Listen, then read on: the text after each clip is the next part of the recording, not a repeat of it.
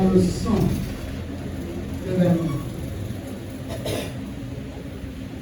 Louange à toi, Dieu d'Israël. Louange à toi, le ressuscité. Louange à toi, parce que tu es assis sur le trône et tu règnes. Louange et gloire à toi, de ce que tu intercèdes en faveur de l'homme. Tu veux que tous soient sauvés. C'est le prix de ton sacrifice. T'adorons parce que tu es saint. Toi la gloire.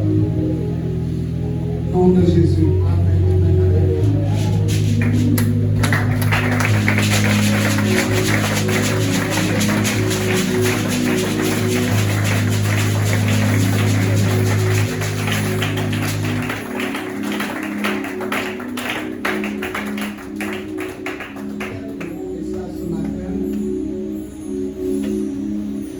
Bénéfice pour sacrifice.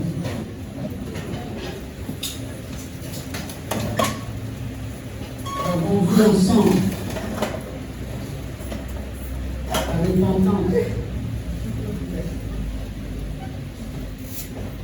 la repentance, la conversion et les temps de rafraîchissement. Largement, pasteur Gédéon nous a donné un enseignement là-dessus. Nous avons été édifiés. On ne va pas plus loin dans cet enseignement. Parce que nous allons parler de Actes des Apôtres, verset 1.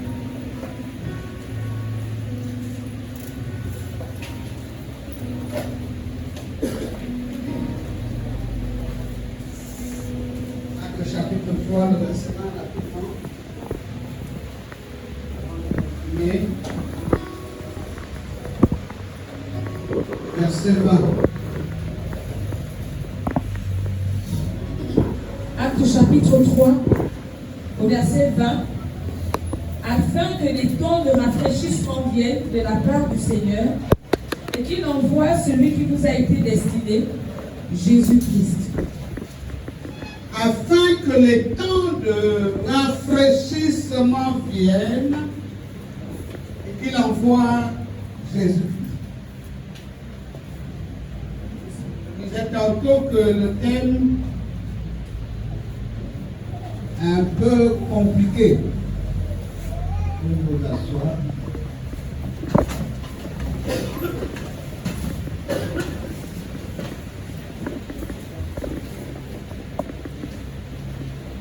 Parlons des temps de rafraîchissement.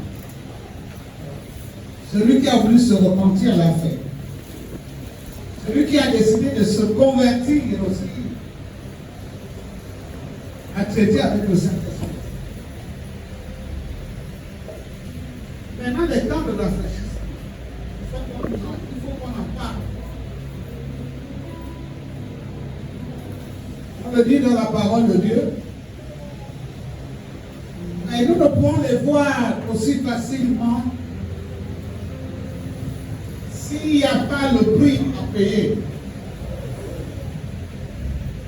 Prenons maintenant nos Bibles dans le livre de Genèse chapitre 1, verset 1 à 2.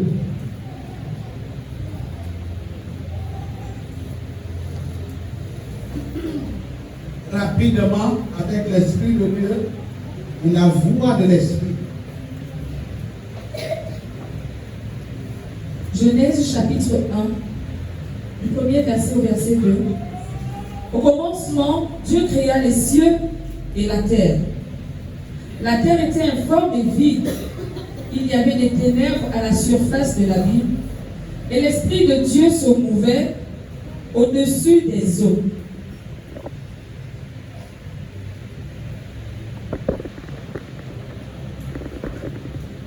Le Saint-Esprit se mouvait au-dessus des eaux. ce moment, le Saint-Esprit est en train de se mouvoir dans chacune de nos vies. Parce que nous sommes dans un cohue, c'est vide et sans forme. Les nations de la terre connaissent ce qu'on appelle le vide et le manque de forme. C'est pour ça que vous entendez les tremblements de terre. Parce que le Seigneur nous a enseigné nous a dit que nous sommes dans les temps où il vient ébranler toutes choses. Seulement ceux qui sont de son royaume ne seront pas ébranlés. Nous sommes inébranlables. Et quand les flots de la mer, quand la tempête viendra, tout cela ne nous ébranlera pas. Parce que nous appartenons à un royaume inébranlable. Maintenant, il faut savoir si tu es dans le royaume. Et si tu ne l'es pas, bats-toi à entrer dans ce royaume afin que tu ne sois pas ébranlé. Quitte la terre parce qu'elle est forme en ce moment.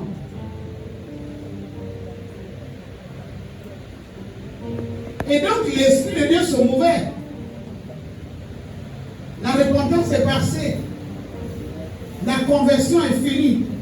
On attend les temps de rafraîchissement. Mais les temps de rafraîchissement ne viennent pas comme la pluie qui est tombée hier. Il y a un prix à payer. C'est là le plus compliqué. Nous allons rentrer dans l'histoire d'Abraham. Alléluia. Amen. Genèse chapitre 22. 9 à 10, d'abord rapidement. Genèse 22, 9 à 10. Lorsqu'ils furent arrivés au lieu que Dieu lui avait dit, lorsque Abraham est arrivé au lieu, est-ce que tu es au lieu où Dieu t'a dit, faisons ce que Dieu t'a dit de faire, en écoutant le son de la voix de Dieu, en marchant selon les lois, les commandements de Dieu? C'est ce qu'il attend pour toi, pour que tu rentres dans les temps de rafraîchissement. Maintenant, vous comprenez? Ce n'est pas le fait qu'on a dit que Dieu a dit que nous allons rentrer dans les temps de rafraîchissement et puis tu es rafraîchi. Tu ne seras jamais rafraîchi. Pour que tu sois rafraîchi, toi tu dois rentrer dans ce que Dieu t'a dit. Est-ce que Dieu t'a dit de t'asseoir dans le temple, d'être celui qui ne peut pas apporter une aide à l'autel de Dieu pour faire avancer l'autel de Dieu? Est-ce que tu es celui qui ne peut pas être à la louange de tout son cœur, pas pour être vu, pas pour chanter les chansons de Satan, mais pour chanter à la gloire dans la présence de Dieu? Quand on chante pour Dieu, sa présence est là. Il a dit qu'il siège au milieu de la louange de son cœur. Quand c'est sec, c'est que le monde Satan se lève. Et donc Abraham, lui, il se tient là où Dieu l'a dit. Là où Dieu lui a parlé. Est-ce que tu as écouté la précision? La Bible ne nous dit pas qu'Abraham allait à un lieu. Mais il était dans la présence de Dieu. Parce que quand tu es dans ce que Dieu te dit de faire, tu es dans sa présence pour qu'il te conduise, qu'il te remplisse. Alléluia. Amen. Pour que vous compreniez là. On ne t'a pas bloqué l'étoile, on ne l'a pas arraché. Tu n'es pas là où Dieu te veut, faisant ce qu'il veut. Au moment où tu veux, il veut. Alléluia. Amen. Arrêtez de mentir, on t'a bloqué la chambre, on t'a arraché ceci, on ne t'a rien volé. Même Satan ne t'a rien volé. C'est entre Dieu et toi. Continue la lecture. Lorsqu'ils furent arrivés au lieu que Dieu lui avait dit, Abraham y éleva un autel et rangea le bois. Il lia son fils Isaac et... Lorsqu'il fut arrivé au lieu où Dieu lui avait dit, qu'est-ce qui s'est passé? Abraham y éleva un autel et rangea le bois. Il lia son fils Isaac et le mit sur l'autel par-dessus le bois. Puis Abraham étendit la main et prit le couteau.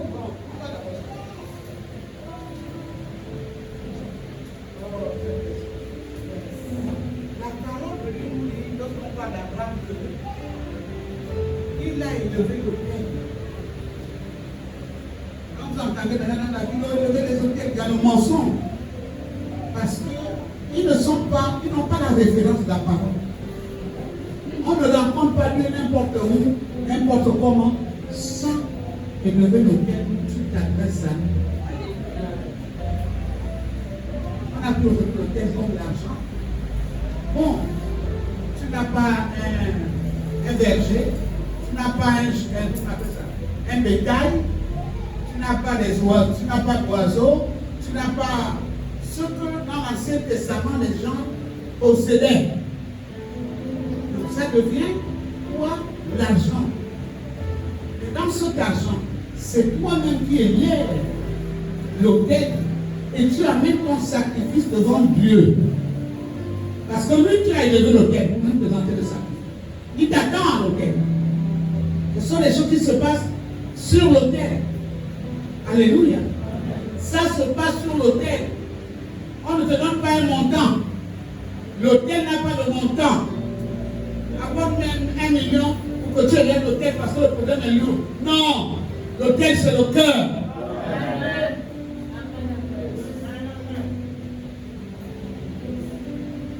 C'est ton cœur avec Dieu. Si pour rencontrer Dieu, tu as besoin de 500, eh bien donne 500.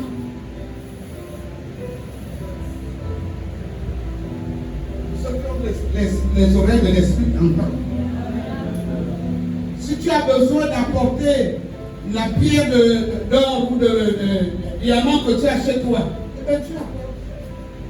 Parce que tu ne vois pas les hommes, mais tu vois Dieu face à ta situation. Si tu veux bâtir un monument pour parler à Dieu, bâtis-le. D'autres l'ont fait avant toi. Tu n'en seras pas le premier. Que ça ne devienne pas un commerce pour les pasteurs. Non. Sache que c'est toi, ta communion avec Dieu. Tout ce dont tu as besoin, tu veux entendre qui? Le serpent de ta famille? La panthère de ta famille? Ou tu veux écouter la voix de Dieu? Lorsqu'Abel a bâti l'autel, il est venu avec la pureté de son offrande. Il était pur de cœur et son offrande était pure. Ce n'est pas ce qu'on détaille qui intéressait Dieu, mais la pureté du cœur d'Abel a touché Dieu. Il a versé son regard sur son offrande. Donc Abraham a amené, il a bâti son autel et il avait le sacrifice avec lui pour faire comme Dieu le dit. Nous ne vivons plus des sacrifices, mais nous voulons que Dieu fasse des sacrifices pour nous. Seigneur, donne A, donne B, donne C, donne après C, c'est qui? Et puis après il y a qui? Vivez. On parle beaucoup, après le but, il y aura tout un concert. Après il y a qui? Après S. Hein? Vous-même dites.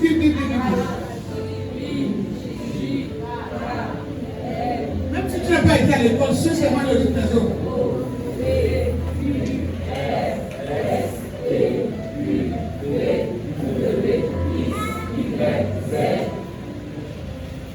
Dieu lui-même qui vient aussi. Alléluia. Vous avez demandé de A à Z. Et vous dites, Seigneur, tout ce que j'ai demandé, toi-même descends de ton trône. Même si quand ton fils est mort à la croix, il a crié à toi, tu ne t'es pas déplacé, mais pour moi là, c'est plus fort que ton fils. Descends. Là, ce qu'on demande à Dieu. Et nous, on lui donne, on lui aide. ce qu'on a froissé avec nos mains. On a presque piétiné. Il ne faut pas qu'on voit la couleur même de l'argent parce qu'on va voir qu'on met notre 500 ou 1000 francs. Là n'est pas mon problème. Là, c'est toi-même avec Dieu.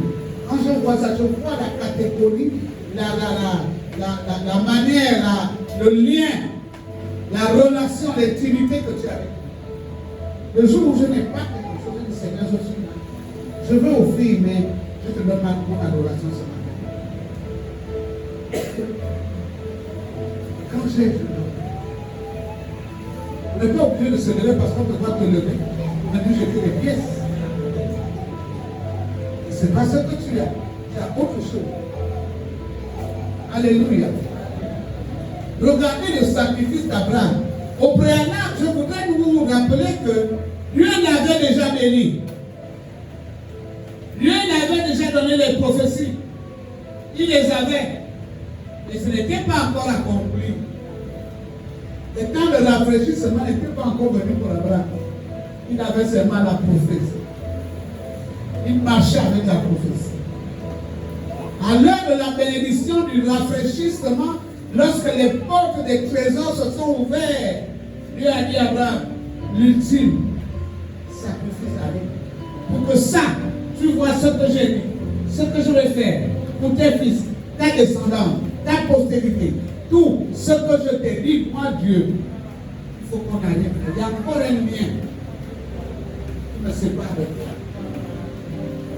Abraham ne s'attendait plus. Il se disait, j'ai tout donné à Dieu, j'appartiens à Dieu. Je suis son serviteur le plus grand. Il dit non, il y a encore quelque chose. Ce matin, tu as encore quelque chose qui t'éloigne encore du rafraîchissement.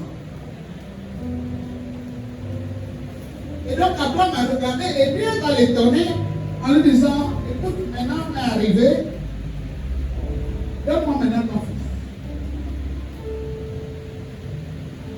Abraham a dit, on se vient de connaître Dieu. Abraham connaissait Dieu. C'est ça. Abraham connaissait le Dieu qu'il a rendu encore viril alors qu'il avait plus de 80 heures. Hein? C'est pas ça, la parole? C'est ça, non? Il avait quel âge? Alors, à l'âge où il a vu Isaac? 99? Hein? Alors là, est-ce qu'on peut encore se courber? Même pour voir ta partie intime, tu n'arrives même, le dos est là-bas, raide, comme du bois. Et Dieu lui donne encore sa virilité et la semence. Il a dit non. S'il me demande, peut-être qu'il va me donner les triplés. Dieu a dit, ce n'est pas les triplés, c'est des nations. Alléluia. Il dit, quand tu comptes les triplés, tu ne vas pas compter ta postérité. Toutes les nations de la terre seront bénies en toi, Abraham. Regarde le ciel. Abraham ne se souvenait même plus de toutes les prophéties que Dieu lui a dit. Regarde le ciel, compte les étoiles. Ah, là, non.